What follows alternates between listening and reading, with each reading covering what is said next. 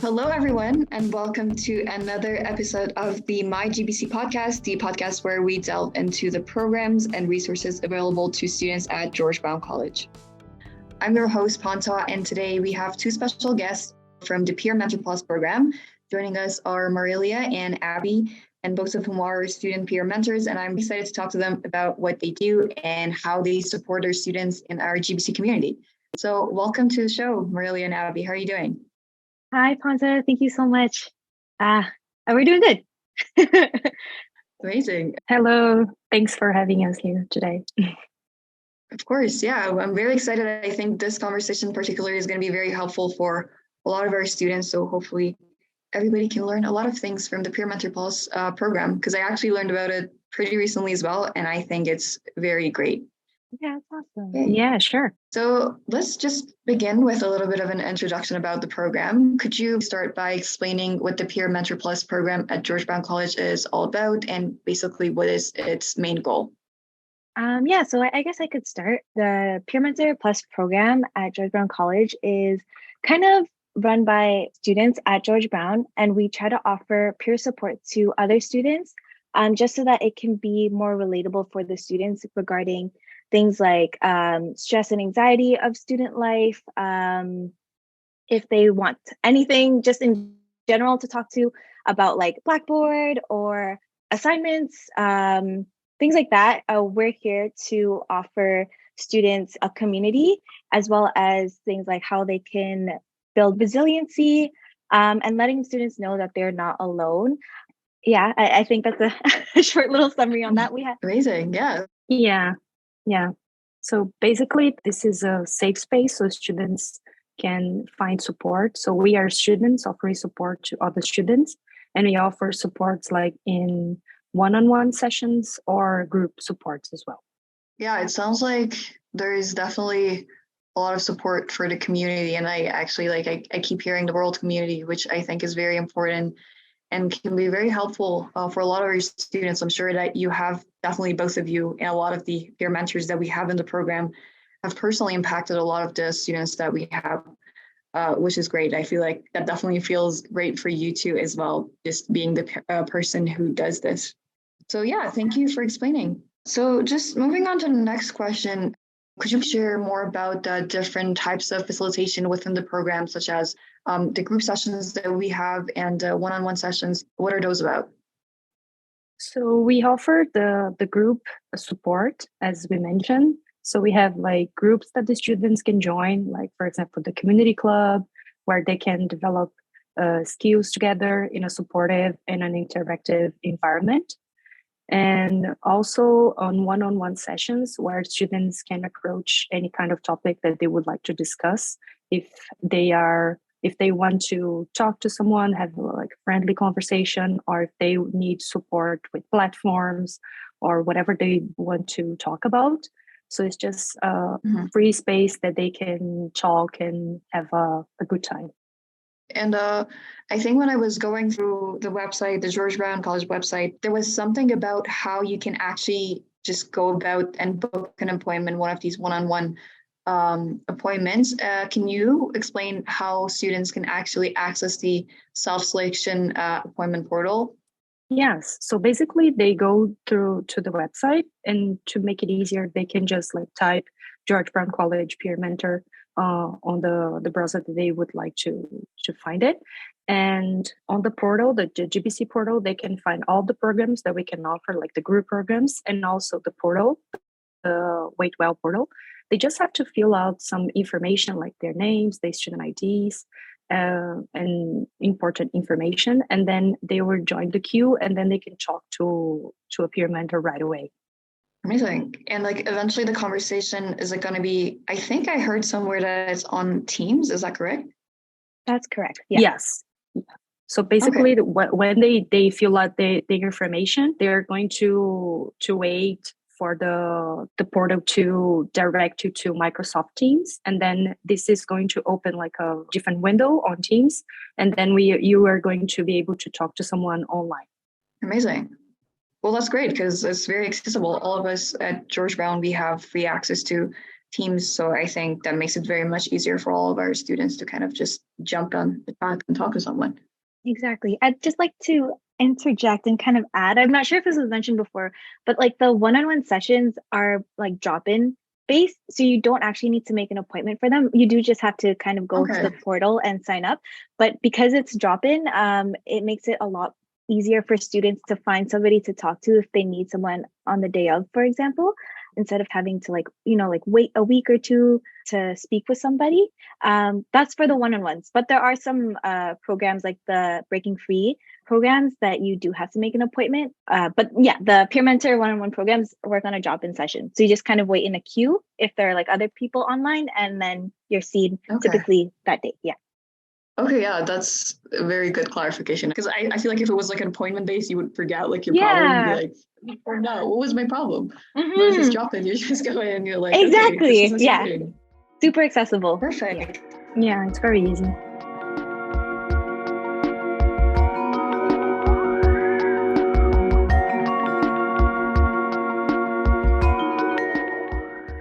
So just moving on to like the specific areas or topics that student mentors specialize in, can they sort of basically provide support in various aspects of student life, or are there like certain topics that mentors are specializing in? Yeah, so that's a great question. I could start that off. There are a couple different areas that PeerMentor Plus branches off into. If you want to do like just the one-on-one supports, for example, where that works on like the drop-in sessions, we kind of talk about wellness in general. It doesn't even have to be about like mental health. It could be about things like how we mentioned before, Blackboard, or if you're struggling to see your grades on it, for example, we can do our best to help you. We talk about accessible learning. There are other programs like the Breaking Free that I've mentioned before that discusses substance use and like how to kind of navigate through that. And then, as like Marilia has mentioned, we have the community club, and within the community club, there are different topics that we discuss, which is kind of a group facilitation. We also have ASD and Friends, which is for people who have lived experiences with autism. So there are a lot of different things that PeerMentor Plus kind of encompasses. Amazing. Yeah, that's great to know. And I feel like I was just saying this in our previous episode. I feel like I have had a lot of experiences with a lot of my friends and a lot of my classmates that they actually needed this kind of support. And they would, of course, like come to their other classmates. And sometimes, like, of course, they want to help out. But because there are a lot of people in their class, maybe a lot of them need help. It's just kind of hard for them to do it. And a lot of people actually feel shy about going to another classmate and asking for support. So I feel like there's a lot of people that could actually directly benefit from this. So basically, thank you for doing this. Yeah. I really appreciate it. I feel like I agree. It does help to kind of have like a third party kind of listen to you. Like if that's what you wanted, kind of like that, someone who's like not so involved in that situation that you can just kind of talk to about like anything. Yeah. Yeah, for sure.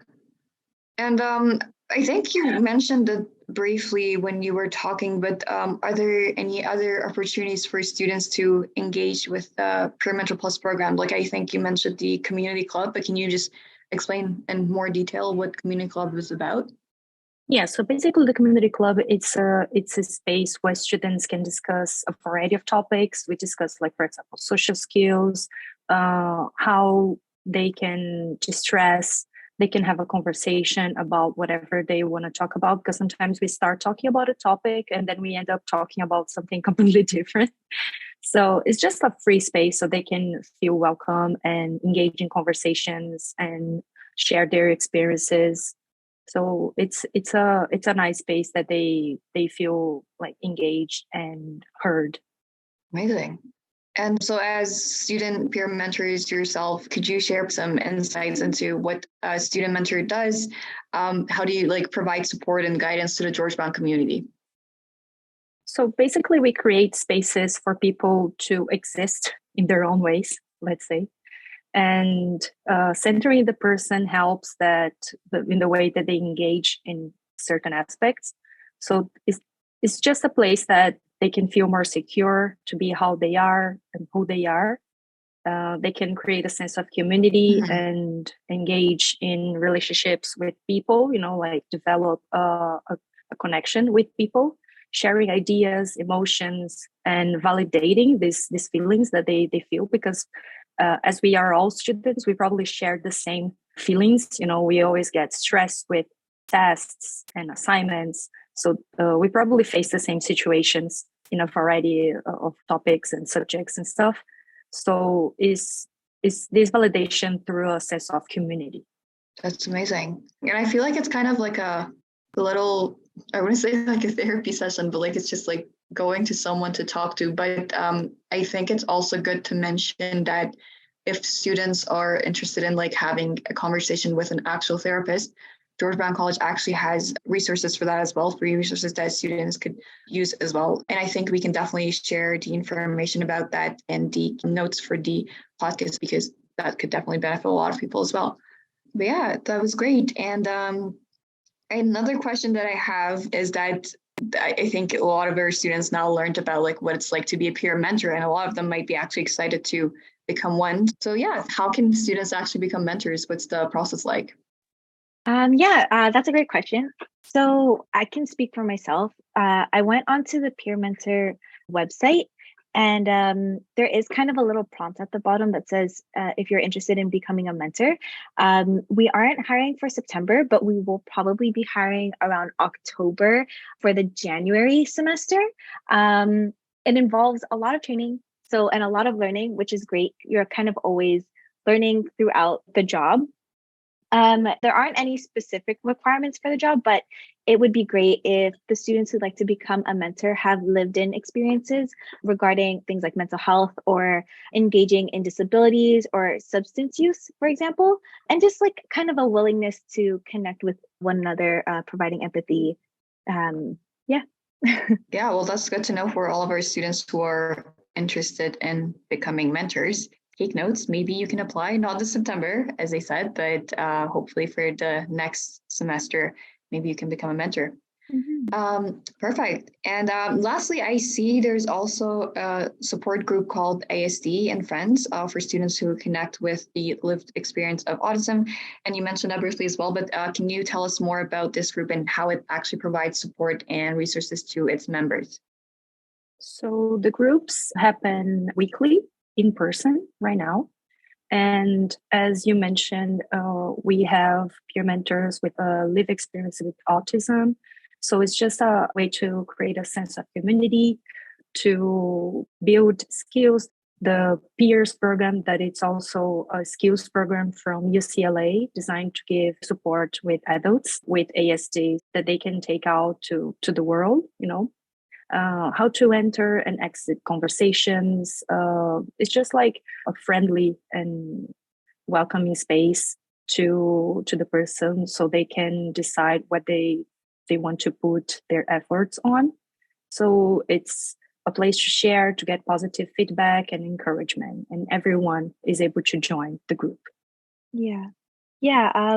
It's great because the members also have a say in terms of subject matter. So it's not always kind of a set topic that's done every week.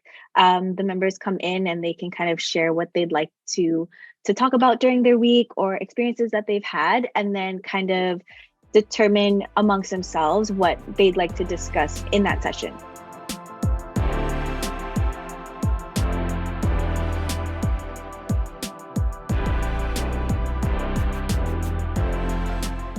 I feel like this is very impactful on our community. And just speaking of that, do you have any success stories or like memorable experiences that you have had with any of the students that you can share with us?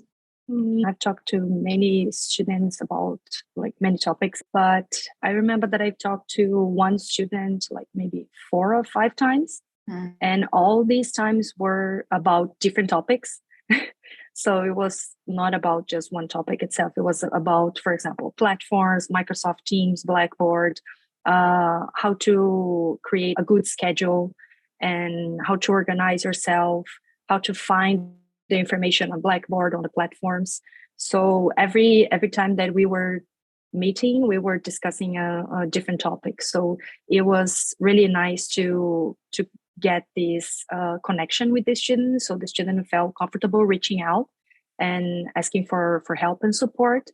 So, and as I mentioned, it was not just one topic. It was like a variety of topics. So it's not just about like specifically something that you think that we are able to discuss. It can be about many things, and just like have a friendly conversation as well, and how to find information. So it's a place that students can find support.